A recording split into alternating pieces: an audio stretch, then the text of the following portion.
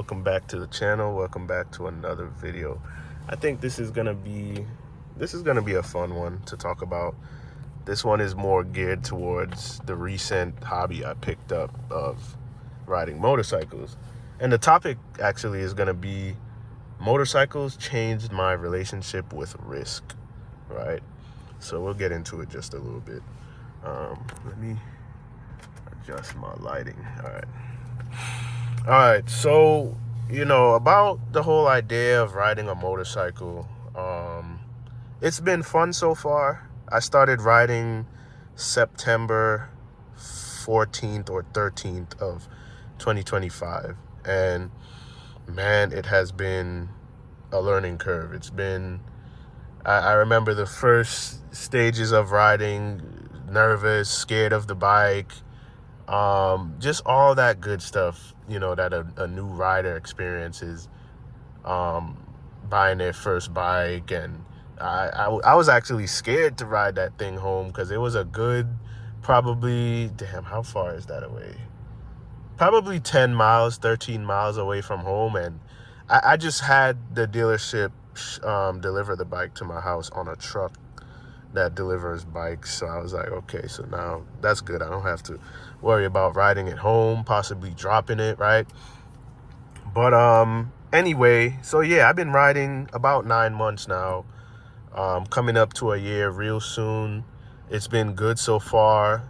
I think I'm pretty comfortable on my bike. I currently ride a Triumph Trident 660, which is a 3-cylinder motorcycle from Triumph, which is a British bike company. The bike has been good. It's been reliable. I had some little issues with it here and there, like the oil, the part where you fill the oil, it was leaking a little bit, but I got a new O-ring for the filler cap, and I actually tightened that oil filler cap as tight as can be. I think if I tighten it anymore, it'll probably explode. But yeah, I ride a Triumph. I could have gotten any other bike. I could have gotten an R6. I could have gotten all those crazy bikes that everyone wants to get with the 4 cylinders. But you know what? I was doing the research. I saw that bike, and it's a naked bike. It's a naked bike, 3 cylinders. So it sits kind of upright, straight upright, right? I do have a bad back. I'm not gonna lie. I'm 28 years old with a bad back. Could you believe that? That's crazy. But it's all good. I was wilding out when I was younger. I was in college lifting weights and all that kind of stuff. I hurt my back a little bit. It's all good. But yeah, I have a bad back, so I prefer the naked bikes because it allows you to sort of sit more upright instead of tucked over and forward in that attack position like a track bike. So I prefer that over, I prefer the upright seating position, lower pegs, instead of that tucked over track ready attack position, right? So, but anyway, to get into the video, I'll start with responsibility, right?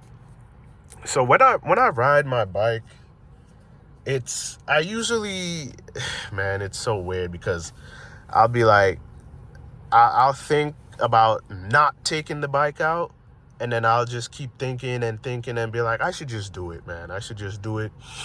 And I usually keep a positive mindset about it anyway. I'd be like, I should do it. It'll be fun. I'm only going right here, close. I don't really go for long rides anyway, right? I usually go pick up a burrito or go to the grocery store 8 minutes down the road or something like that. I don't go anywhere far. I think the furthest I've ever ridden on that bike so far was probably 40 minutes away. About 40 minutes away. Anything more than that, you're probably gonna get a no from me, because the noise, the wind on the naked bike, and all that kind of stuff. Just dealing with traffic, you have to be hyper aware at all times. Like, I don't know if I could do that for 2-3 hours, man. So that's why I haven't really pushed myself to go for really long rides. But yeah, the first thing I want to talk about is responsibility, right? Honestly, whenever I go out there on my bike, my one and only responsibility for myself is to make it back home, right? And I'll just say right now, I always wear my gear. I always wear my helmet. I started wearing earplugs now because my bike is pretty loud. I put on a slip-on exhaust from Competition Works on it, and it made that thing really loud. And then the other night, I actually brought it over here and I was revving it to see if it would spit flames. But the whole, the headers on it and everything is still stock. So it didn't really spit flames. It just got glowing hot. And I think I probably burnt the, I don't remember what the thing is inside of the exhaust. But I cut off my muffler and I put on a slip-on. So there's no muffler to quiet down the bike. The bike is pretty loud now, which is good in terms of safety because people will hear me next to them, or, you know, they'll know that there's something there because you're going to hear the buzzing sound or the idle of a 3-cylinder bike, right? But yeah, my biggest responsibility when I get out there on that bike is to get to where I'm going and make it back home safe and in one piece. And like I said, it's been 9 months since I started riding. I've only dropped the bike one time, right? Rookie mistake in a parking lot. I hit the front brakes and that thing just went down. I couldn't even fight it. I tried to fight it, but it went down slowly, basically. I didn't just let it fall. I pretty much assisted it to the ground. I couldn't catch it in time, right? I just dropped the bike once. That's it. I never went down. You know, in the beginning, I had the itch. I had the itch to go ride and feel the adrenaline and all that. But these days, now that I have much more experience, 9 months of experience riding, I pretty much just ride whenever I want without really any fear or anything like that. I respect the road. I respect the bike. I understand the dangers of riding a motorcycle, so I do my best, right? I don't go out there and be doing 200 miles per hour. I mean, that thing doesn't even go that fast anyway. It's a naked bike, so you're limited by the wind anyway, right? But yeah, like I said, my biggest responsibility is making it home or getting to where I'm going and making it back home. So I do wear my helmet, I wear earplugs, I wear a jacket, I wear padded pants, and the boots that I wear, they're probably not the best for riding a motorcycle because they're like work boots. Because the motorcycle boots that I had, they broke down pretty much. So instead of buying a $200-300 pair of motorcycle boots that allow you to slide, basically, if you go down at a high speed, the boots that I wear, they won't allow you to slide. I understand that I will most likely break my ankles or something like that if the event of a slide ever happens, because they're rubber boots. They're not designed to slide, right? So, but for the most part, I do wear all my gear. If I could get more gear, I'll get more gear. But I think I'm pretty prepared in terms of wearing my helmet, my jacket, my padded pants. They're padded in the knee and near the hips. I got to figure out how to put the hip pads back in them. I took them out and I lost one, and then I found it, and I couldn't figure out how to put the hip pad back in. So I got to put the hip pads back in. But yeah, I wear all my gear, right? Next thing is I think is really important is survival instincts. So I noticed that lately I've been kind of practicing throttle discipline, right? Especially when I'm on the highway. Like, obviously, if I get a straightaway, no cars in front of me, I'll open it up a little bit. I'll listen to my bike, listen to the quick shifter, all that good stuff, right? But as of lately, my survival instinct has been kind of teaching me to practice throttle discipline, right? Especially when there's cars, you know, on the highway right in front of me, right behind me, to my left, to my right. I stay patient. I'm aware that they're there. I don't know if I assume that they could see me or not, because, I mean, for one, my bike is already loud, so they can probably hear me. I don't know if they see me. They better see me. My helmet is white because I decided I don't want to wear black on a motorcycle. I want to wear white so people can at least see me. All right, my jacket is white, black, and red, so it's kind of visible. But yeah, my survival instincts, especially like let's say on the main roads, because main roads have many intersections coming from both directions. So I basically, when I'm approaching an intersection, I would kind of just downshift, get on the brakes, in the ready position on the brakes, ready to squeeze the brakes if someone decides they're gonna pull out in front of me. All right, right? So coming up to an intersection, like I said, I will slow down a little bit, downshift, couple gears, and just scan to for threats. That's what I'm looking for. Threats of somebody pulling out in front of me, because the last thing I want is to smack into a car and that's it, right? That's not what I want. So every intersection I come up on, I'm always scanning, always scanning for threats of a car pulling out, somebody not paying attention, downshifting, just looking, scanning, right? I've been practicing a lot of that. And then, like I was saying, on the highway, I've been practicing throttle discipline. I don't lane split on the highway. I probably should do it to pass, but I don't do it. I'm gonna be honest. I don't lane split. I'm in California where lane splitting is allowed. It's legal. I only lane split on main streets when traffic comes to a stop at a red light. And if there's enough space for my bike to fit, I will lane split, because lately I have been feeling like I got a little slightly comfortable with doing it at a red light. But that's really the only time I would lane split. And the reason why I don't do it on the highway, you know, in between moving traffic, is because my bike is a 3-cylinder bike. It is not very aerodynamically efficient. And the wind pretty much has a little bit of control over me while I'm on the bike, because the wind wants to, even today, I went for a quick little ride to pick up something to eat down the road, right? 8 minutes down the road.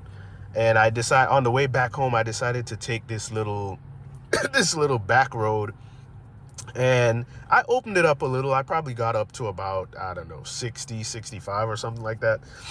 And I was going up the road, and it's like the wind was pulling me into the oncoming traffic a little bit. And I was fighting it a little bit, but man, I was approaching that yellow line that divides the head-on traffic. And I was like, oh shit. You know, so the wind on these naked bikes, the wind is not your friend, man. The wind, they're not designed to really cut the wind like a track bike. They're just not. But yeah, as I was saying about the lane splitting, the reason why I don't do it on the highway is because the 3-cylinder bike that I have, the naked bike, like I said, the wind has a lot of control. The wind has some control over me on the bike. So the wind wants to push me here. The wind wants to push me there. It wants to push me everywhere. And I don't lane split because I don't want to be trying to split through 2 cars at the same time, and then a gust of wind taps me, and it makes me, it shifts me over and tap another car while all 3 of us is going 80 miles per hour. I don't want that. So that's why I've done it before. Don't get me wrong. I've done it to feel what it feels like to lane split. Was it comfortable? Hell no. Hell no. I didn't really like it, but I did it anyway. But I don't do it when I normally ride. I ride my bike like it's a normal car. If I want to pass, I will switch lanes.